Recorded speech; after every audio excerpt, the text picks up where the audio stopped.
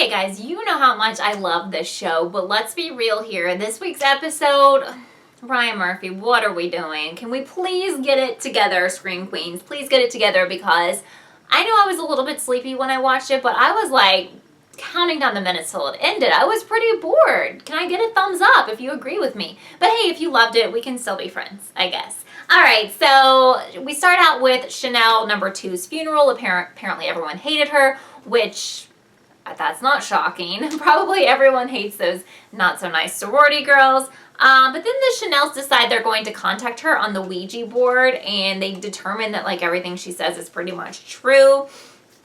So one of the most important parts, probably the most important part of this episode, happens when we see Gigi pretty much in the very, very, very beginning of this episode. And she's on the phone with someone, and what I want you to think about here is that, first of all, one of the important things she says is that she used to love this person. So I don't know if this is like an ex-boyfriend, ex-girlfriend, if she's talking to the bathtub baby who she raised, or if this is a family member of some other sort that we don't know. But I do believe the person on the other end of the line is someone who is a main part of this cast. What I don't know is, who is this person? So let me know down below if you have any ideas. She was extremely upset with this person, and she wants them to take care of him.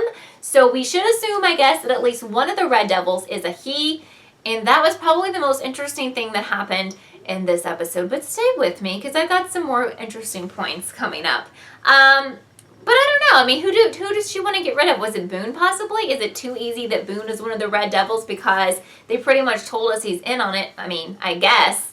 Anyway, so we were introduced to a new character in this episode, and the entire episode was pretty much taken up by this person and her storyline, and I think that was a real downer for the show. But I'm just hoping that the introduction of this person, who is called Feather, is going to play a main part in the rest of the season. We only have 5 episodes left. I do think she has to be important because remember that Gigi told Grace that they should go investigate her. So now Feather is this person who had an affair with Dean Munch's ex-husband, and she was now currently dating this guy and living with this guy. And that's kind of creepy because, I mean, let's be honest, he's kind of creepy. And to be, honest, again, the Dean does not like this girl at all. Like, why would she? So Feather thinks that the Dean is pretty shady, and she could be a murderer, and she could be a Red Devil. Now, I don't think the Dean is a Red Devil, but shady? Yes, absolutely. So Feather comes home one night, and she finds that her boyfriend has been brutally murdered, like his head was cut off and put in the fish tank. And everyone thinks the Dean did it, so she actually gets arrested for his murder, and she gets sent to a mental institution. So Grace and Pete are playing detective in this episode as they have in the past, and they go visit the Dean in the mental institution. If you watch American Horror Story, which is also Ryan Murphy's show, I swear to you, this mental institution scene was filmed in the same place that they filmed the mental institution scene in season 2. Thumbs up if you agree. Anyway, let's get back on task here. So while they're there, the Dean goes on a rant about how she can't eat bologna and how she hates it and it makes her sick and blah, blah, blah. And we think that maybe that doesn't mean anything, but it totally does, a little bit later. So the Dean says that Feather has to be the one who killed her ex-husband, and that Feather is probably a Red Devil. Please, Feather is not a Red Devil, at least I don't think she is. Anyway, so detectives have found a half-eaten bologna sandwich at the scene of the crime. And since Grace and Pete are doing their detective work, and they realize the DNA from Feather's toothbrush also matches the DNA from the bologna sandwich, then they realize that yes, Feather must have killed her boyfriend, and then she's arrested, and everyone thinks she did it. Sounds a little bit too easy, right? So Chanel number 2 says that Chanel number 1 is a Red Devil, and that makes the other Chanels completely freak out, and they decide they're going to have to kill her themselves. But then Chanel number 2 comes to Chanel number 1 in a dream and warns her of this, so Chanel number 1 calls them out before they're able to complete that task. Anyway, so finally in this episode we find out that the Dean did in fact kill her ex-husband, because I guess she was mad that he cheated on her and left her for Feather.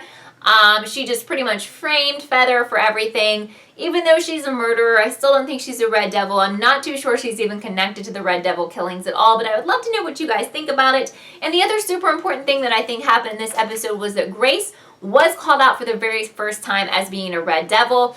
Chanel number 1 seems convinced now that Zayday and Grace are the ones who are red devils and the ones who everyone should be afraid of. So the show kind of went where I thought it could go, where they've made pretty much everyone a suspect and called out pretty much everyone, but they haven't called out everyone. So we need to think about the people that they haven't called out, because perhaps those people will end up being involved or actually red devils themselves, or maybe they'll end up calling out everyone. I don't know. So what are your thoughts at this point? Who do you think the red devils are? I would love to know down below. But I think this episode suffered because we missed like the comedy of Denise, who wasn't in the episode at all. Zayday was also not seen in this episode. The scenes with Chad just weren't that funny.